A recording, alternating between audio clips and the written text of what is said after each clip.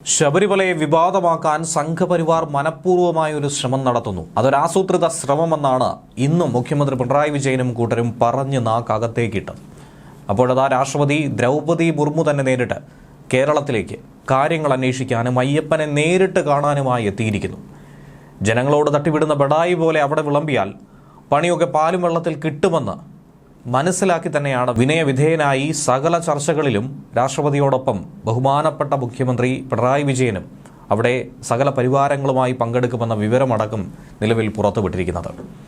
രാഷ്ട്രപതി ദ്രൗപദി മുർമു അങ്ങനെ 4 ദിവസത്തെ സന്ദർശനത്തിന് വേണ്ടി ഇന്ന് കേരളത്തിലെത്തുകയാണ്. വൈകുന്നേരം 6:20 തിരുവനന്തപുരത്താണ് രാഷ്ട്രപതി എത്തിയതും.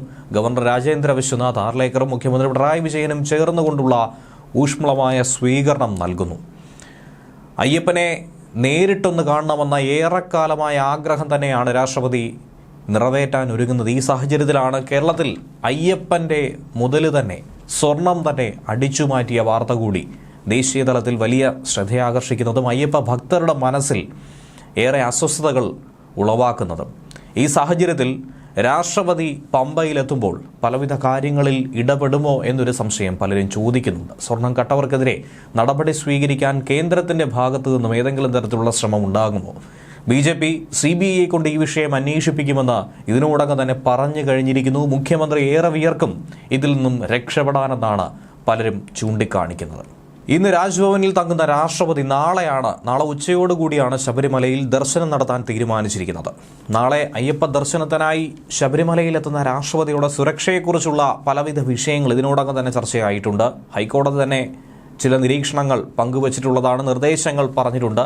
ദ്രൗപദി മുർമു സന്നിധാനത്തിലെത്തുമ്പോൾ 18-ാം പടിക്ക് മേലെ തിരുമുറ്റത്ത് 10 പേരെ മാത്രമേ അനുവദിക്കാനായി നിർവാഹമുള്ളൂ. അതിൽ തന്ത്രി, മേൽശാന്തി, 2 പരികർമ്മികൾ, ദേവസ്വം ബോർഡിലെ ഭാരവാഹികൾ, 3 ജീവനക്കാർ എന്നിങ്ങനെ ഉള്ളവരായിരിക്കും ഉൾപ്പെടുക. മറ്റാരെയും തന്നെ രാഷ്ട്രപതിക്ക് അരികിലേക്ക് കടത്തിവിടാനായി സാധിക്കില്ല. ഗുരുതരമായ സുരക്ഷാ പ്രശ്നങ്ങൾ തന്നെയാണ്. പ്രത്യേകിച്ച് വനത്തിനുള്ളിലാണ് എത്തിച്ചേരുന്നത്.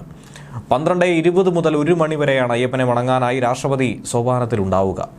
ഗവർണർ രാജേന്ദ്ര ആർലേക്കറും ഭാര്യയായ അനഘയും കെട്ടുനിറച്ച് ശബരിമലയിലേക്ക് രാഷ്ട്രപതിയെ അനുഗമിക്കാനായി ഒരു തീരുമാനം നേരത്തെ കൈക്കൊണ്ടിരുന്നു. പക്ഷേ ഗുരുതരമായ ചില വീഴ്ചകൾ അവിടെ സംഭവിക്കാൻ സാധ്യതയുണ്ട്, സുരക്ഷാ പ്രശ്നങ്ങളുണ്ട്. ആ കാരണങ്ങൾ ചൂണ്ടിക്കാട്ടി ആ തീരുമാനം മാറ്റുകയായിരുന്നു. തിരുവനന്തപുരത്ത് നിന്നും 9:35 ഹെലികോപ്റ്ററിൽ പുറപ്പെടുന്ന രാഷ്ട്രപതി 10:20 നിലയ്ക്കലിലെ ഹെലിപ്പാഡിലെത്തുന്നത്. പിന്നീട് അവിടെ നിന്നും കാറിൽ 11 മണിക്ക് പമ്പയിലേക്ക് എത്തും. 1500-ലധികം പോലീസുകാരെയാണ് രാഷ്ട്രപതിയുടെ സുരക്ഷാ ഡ്യൂട്ടിക്ക് വേണ്ടി വിന്യസിച്ചിരിക്കുന്നത്. 50 വയസ്സ് കഴിഞ്ഞ വനിതാ പോലീസുകാരെ സന്നിധാനത്തും നിയോഗിച്ചിട്ടുണ്ട്. പമ്പാ സ്നാനത്തിന് പകരം രാഷ്ട്രപതിക്ക് കാൽ കഴുകി ശുദ്ധി വരുത്തുന്നതിനായി ത്രിവേണി പാലത്തിന് സമീപത്ത് ജലസേചന വകുപ്പ് ഒരു പ്രത്യേക സൗകര്യമൊരുക്കിയിട്ടുണ്ട്. ഇരുമുടിക്കെട്ട് നിറയ്ക്കുന്നതിന് പമ്പ ഗണപതി കോവിലേക്ക് എത്തും. ഗണപതി ക്ഷേത്രത്തിൽ വെച്ച് കെട്ട് നിറച്ച് 11:10 4 വീൽ ഡ്രൈവ് ഗൂർഖ എമർജൻസി വാഹനത്തിൽ പമ്പയിൽ നിന്നും സന്നിധാനത്തേക്ക് പുറപ്പെടും. ഇപ്പോൾ ശബരിമലയിൽ പോയിട്ടുള്ളവർക്കാണെങ്കിൽ വ്യക്തമായി അറിയാവുന്നതാണ്, അവിടെ ആംബുലൻസ് സൗകര്യത്തിനുമൊക്കെ തന്നെ ഫോറസ്റ്റിൻ്റെതായി ഒക്കെ തന്നെ അവിടെ ഏർപ്പെടുത്തിയിരിക്കുന്നത് ഈ ഗൂർഖ വാഹനമാണ്. ട്രാക്ടർ മാത്രം കടന്നുപോയിക്കൊണ്ടിരുന്ന ആ വഴിയിലൂടെ ഇന്നിപ്പോൾ ഈ ഒരു വാഹനം മാത്രമാണ് കടന്നു പോകുന്നത്. ആംബുലൻസ് സർവീസിനും ഒക്കെയായി വളരെ കഴിവ് തെളിയിച്ചിട്ടുള്ള ഒരു വാഹനം കൂടിയാണ് ഈ ഗൂർഖ. 4 വീൽ ഡ്രൈവ് ഗൂർഖ വാഹനത്തിൽ സ്വാമി അയ്യപ്പൻ റോഡിലൂടെ ആയിരിക്കും രാഷ്ട്രപതിയുടെ യാത്ര. 6 വാഹനങ്ങളുടെ അകമ്പടിയായിരിക്കും രാഷ്ട്രപതിക്ക് ഉണ്ടാകുന്നത്. ഒരേപോലത്തെ 6ഓളം വാഹനങ്ങൾ ഈ റോഡിൽ നിശ്ചിത ദൂരത്തിൽ സുരക്ഷാ സേനയെയും വിന്യസിക്കുന്നുണ്ട്. ഒരേപോലെയുള്ള ഈ വണ്ടികളിലൊന്നിൽ രാഷ്ട്രപതി ഉണ്ടാകും. ഇതിനോടകം തന്നെ എങ്ങനെ ആയിരിക്കണം മുകളിൽ എത്തിക്കേണ്ടത്, തിരിച്ചു കൊണ്ടുവരേണ്ടത് എന്നുള്ള ട്രയൽ റണ്ണുകൾ അനവധി തവണ നടത്തിയിട്ടുണ്ട്.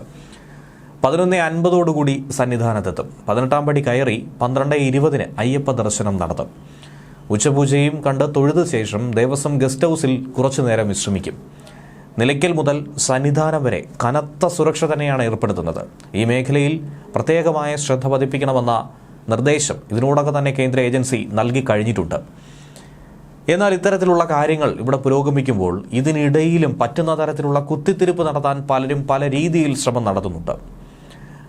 തങ്ങൾ നടത്തുന്ന ശ്രമങ്ങൾക്കെതിരെ ജനങ്ങൾ പോലും തിരിച്ചടിക്കുന്ന ഒരു സാഹചര്യം ഇന്ന് കോഴിക്കോട് അടക്കമുണ്ടായത് ഏവരും കണ്ടതാണ്.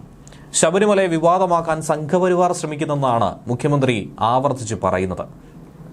ശബരിമലയുമായി ബന്ധപ്പെട്ട ഐതിഹ്യത്തിൽ അയ്യപ്പനോടൊപ്പം വാവരുമുണ്ട്. അതില്ലാതാക്കാനുള്ള ഒരു ശ്രമം സംഘപരിവാർ ശ്രമിക്കുന്നെന്നും എന്തെങ്കിലും സങ്കുചിത ചിന്ത അടിച്ചേൽപ്പിക്കാനാണ് അവരുടെ ശ്രമമെന്നുമാണ് മുഖ്യമന്ത്രി പറഞ്ഞിരിക്കുന്നത്. ശബരിമലയെ ഒരു വലിയ വിവാദമാക്കാൻ സംഘപരിവാറാണ് ശ്രമം നടത്തുന്നത്.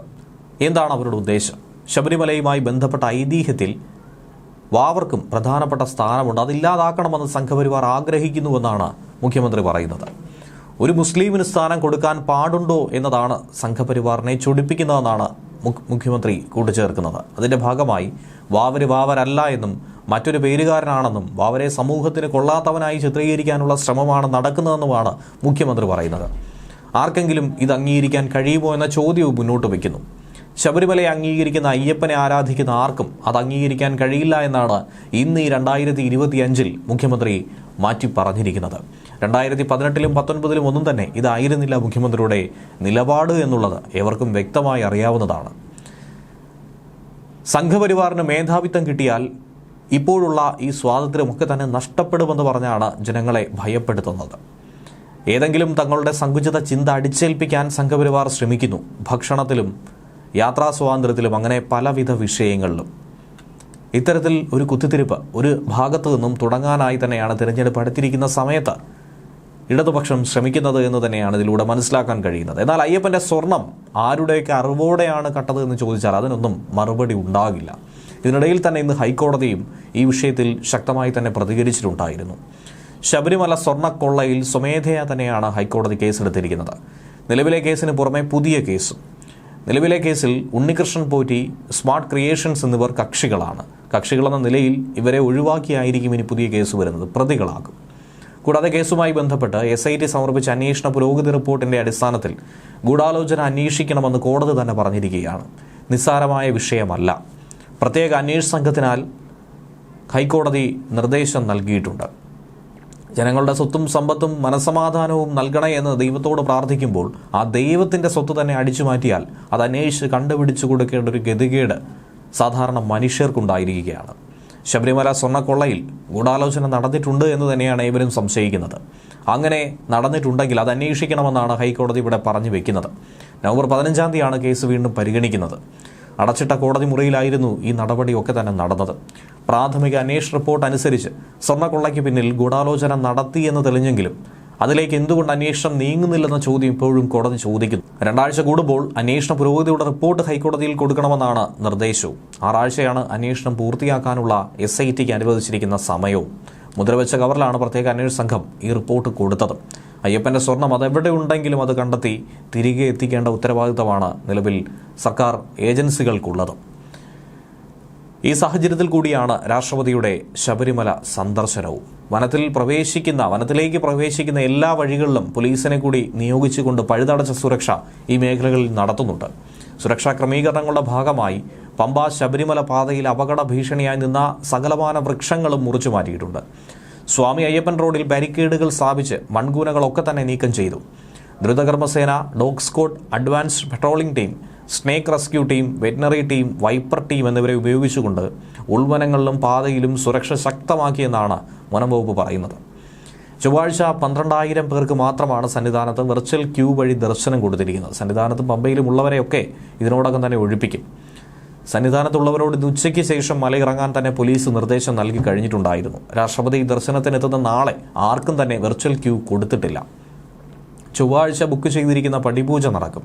സുരക്ഷാ ഏജൻസി നൽകിയിരിക്കുന്ന പാസുള്ള ജീവനക്കാർ മാത്രമേ സന്നിധാനത്തോ പമ്പയിലോ രാഷ്ട്രപതി വരുന്ന സമയങ്ങളിൽ ഉണ്ടാകാൻ പാടുള്ളൂ എന്നാണ് പറഞ്ഞിരിക്കുന്നത്.